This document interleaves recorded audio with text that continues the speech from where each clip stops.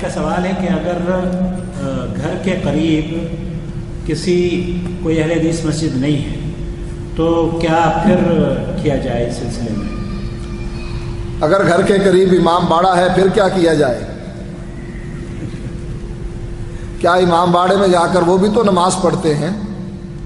مثلا آپ ایران چلے جاتے ہیں، ایران میں یا آپ کا کمرہ ہے ہوٹل کا یا امام باڑہ ہے، اب آپ کیا کریں گے؟ وہاں آپ نے نماز پڑھنی ہے، جو کچھ آپ ایران میں جا کر کریں گے وہی کچھ آپ یہاں اپنے گھر میں کریں۔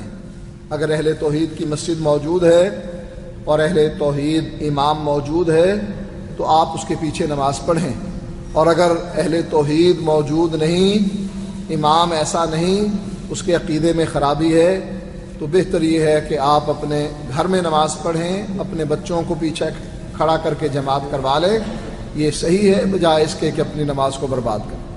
جزاک اللہ خیر۔